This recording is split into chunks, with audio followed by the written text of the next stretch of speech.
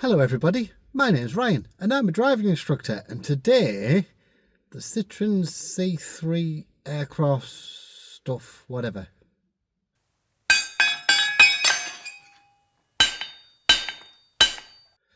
So the Citroen C3 Aircross, what is it? Well, actually it's kind of everything. This is the 2025 model that I've hired from Avis when I was on my holiday.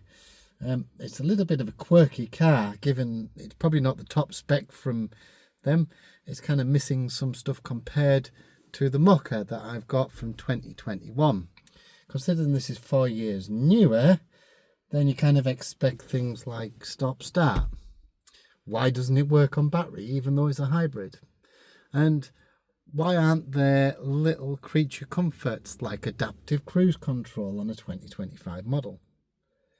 It does have some very quirky things, but this has got a big factor in everything that we're going to buy, from pretty much Citroen, Peugeot, Fiat, Alfa, Vauxhall, Opel. All of those cars are going to have pretty much the same thing in them. So the new Vauxhall Frontera is basically this car, albeit that they'll probably move some furniture around on the dashboard. It's going to be exactly the same as the Peugeot, the replacement for the Peugeot 2008, or the new version of the 2008, and it's going to be half a dozen other cars, or the front ends of them, including the thing like the Fiat 600. It's going to be basically the front of it. I kind of like the idea that it's cloth, because we're in a very hot place in Lanzarote. That it isn't leather, that's kind of a plus. But also, yeah, I don't need heated seats from where I am, but the buttons on the machine are blanked out. Also, the buttons don't line up correctly. Plenty of space in this car. Quite like it because the space, it's quite throaty. It really wants to go. It's got a battery hybrid system, 145 bhp from its 1.2 turbo powered engine. So it's not sluggish, and it goes. It's probably heavy, except I've never noticed it go on to battery mode, even though we're doing like 30 kph, which is probably about 20 miles an hour. And when we're idling across this street, it doesn't want to seem to use the battery mode. We seem to be driving around lugging sort of maybe a couple of 100 kilos worth of batteries around with us, and it kind of makes it quite inefficient in a way that you think, yeah, this car could be so much better than what it actually is. Why not just make it a proper hybrid like the Toyotas? Yeah. This is going to be the car for the next 5 years, I would have thought, for Citroen, Peugeot, Opel, Vauxhall, Fiat, things like that. I think they're all going to be very much the same. I like the idea that it's got a little bit of something, a little bit of fabric, a little bit of stuff around, and it feels quite tactile. There's no really bad scratchy plastics till you get down the bottom. There's a little bit of scratchy plastics, but you wouldn't rest your arm up here because it's too high. You're more likely to rest it along where this nice bit of leatherette is. I don't think it's real leather. It says half leather. It probably isn't. That's definitely not there. So there's plenty of pluses in this car. When I got this car, when I picked it up from the hire, because it's hired from Avis, it's sort of hidden at the back in a dark corner, and the interior light was off. It wasn't until the next morning that I discovered a little bit of damage on this car, and thought, well, I haven't hit it, hasn't been me, but I guarantee that they'll hit me for damage in the car probably, even though it's kind of hidden in the back of this car. We even questioned it when we picked it up. Why isn't it out the front with the rest of the other hires that are getting picked up right now? But there we go. That's what happens sometimes with these sort of things. One of the quirks is it's got a key.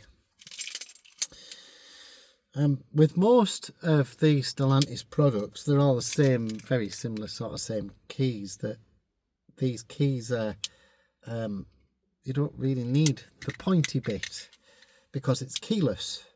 You walk up to the door opens, you walk away, the door shuts, the wing mirrors fold in. Now the wing mirrors do fold down on this, but we've got to physically press the buttons. And also I've got to physically put the key into the slot and turn it to make everything light up. It's a very odd system for 2025. Wireless CarPlay, wireless Android Auto. But I need a key to put in there. Maybe this is the base model, and maybe on the other models that you don't have to do that, which is fair comment. I'll hold my hands up, one of the things. Here's another little bit of video showing you around the car with this usually incredibly small steering wheel for the size of the car. B-roll. So here we are in the cockpit of this Citroen C3 Aircross. This is the medium SUV. Well, it's not really a medium SUV if you've ever been to the States. It's got like this display in front of us. Let me just turn this aircon off. There we go. So we'll turn it off. So it's got this weirdy display right in front of us here. It looks like a head-up display. It doesn't flash when you're looking at it, it's just the camera. It's also got this weird square wheel. It's an alright drive. It's a hybrid, 145 horsepower. I think it's a 1.2 turbo hybrid. It's also got this screen that looks like it's been super glued to the dashboard. And yeah, it's a little bit offset. Oh, there's the radio. Hang on, let's turn that off. Power off. There we go. So yeah, this is the it's just a display. It's wireless Apple CarPlay, wireless Android Auto, which is really useful, I guess. Being wireless, that's quite useful. And this display, you think it's like one big screen, and it's not. It's like two little screens with loads of buttons all over it. It's also got some buttons. Now I don't like what they've done with these. I like the older ones where they were when the radio comes back on. Hang on, let me get rid of this. I liked it. I preferred it where it was the other types of buttons. These are a bit, they kind of feel funny. Normal sort of controls on the doors. These are out of all the cars that you see.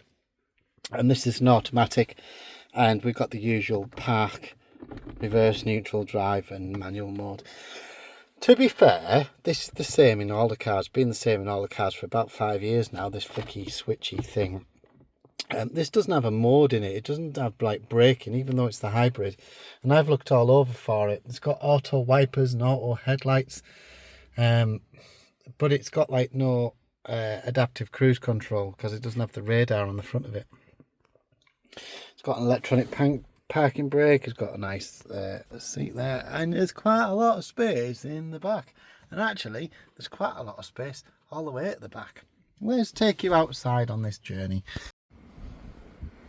This is the C3 Aircross by Citroen, which is actually very, very Frontera shaped. Frontera-like, as I mentioned in the other part of the video. Let's have a little look in the passenger side. I'll have a look at it again, probably. Try that one again. There we go. This is inside.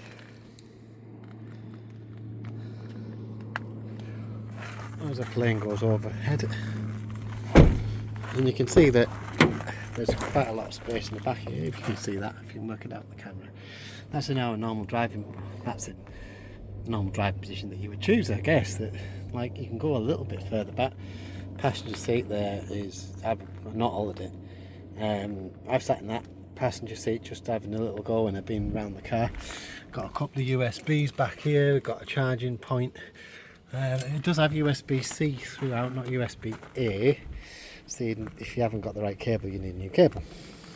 Well, the doors are quite big. When you're trying to get into a parking space or something, and you've got to open those doors, you've got to remember that the doors are absolutely massive. They're over 1 metre long, I'm pretty sure. Going out the back, then it's a big boot, this one. It's certainly a lot bigger than the Mocha. I reckon it's probably about 1 metre longer. And there's the camera. So I don't know if reversing cameras has to be, like LED lights has to be. This is going to, there's a charging port, fuel filler, which is the same on all of these Stellantis now, is those big charging ports. This is obviously petrol. We're going through there. It's got a little strip here. I don't know what it's for. Maybe artistic reasons. I have no idea. And we have a look down this door and we're into the driver's side here. And these fold up, of course. And this is the little bit of damage that's on the car that I mentioned in the previous video. It has sort of pushed the pushed it out a little bit, but there's like, it looks like just one of the two of the clips are broken, and it's just gently.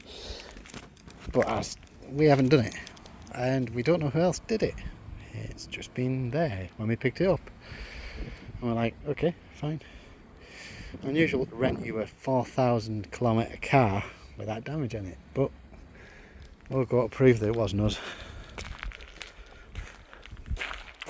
So yeah, quite a big car. Now if we have a look at this car, this is going to be a family car. Opel, Vauxhall, Frontera, Citroen C3 Aircross, probably the replacement for the 2008, probably the Fiat Grand Panda, I think it's called, or something. Probably won't get that in the UK. A little bit further down the road there's a 2008 and a Corsa right at the end, and this is a old Focus, and we can see his TDI Focus there.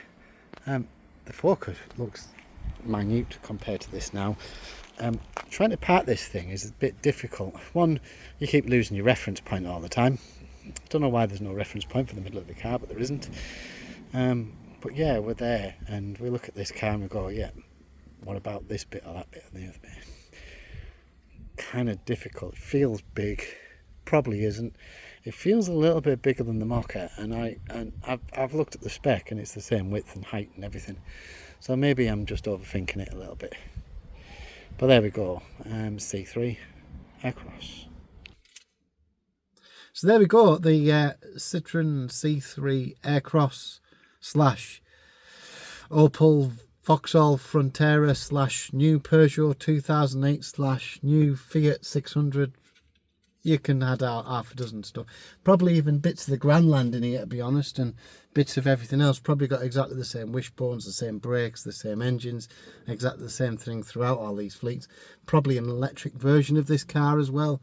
Actually, it's quite comfortable. It does the job. It carts the kids around. You get tons of space in it. It's a family car now. These SUVs, gone are the days of having a Focus. Everybody's buying these sort of cars, whether that's going to be a T-Cross, a T-Roc, whether that's going to be one of the Seats or even one of the Cupras. They're all turning into these bigger, chunkier cars, and everybody used to buy like a Renault Scenic back in the day. I think even there's a new Capture coming out, which is basically an SUV, and the Megane is now like a shadow of itself, and it's like a battery car. So maybe we are getting into these design ethics of having these much bigger cars. This is so big actually that sometimes we struggle to park it in some of the parking spaces. So yeah, it's a little bit difficult driving this car when you're trying to park it. And yeah, there's one big point about reference points. You normally pick the centre of the car reference point, so you can work out, in my case, where your right hand side is, and it's really difficult to work out where the centre of the car is because there's no natural sort of reference point on your dashboard where you normally pick out like a bonnet fold, or you would normally pick out like a sensor or something like that. There's nothing to place where that side of the road is. If you like what you saw, like, comment, subscribe, and I'll see you in the next one. Bye for now.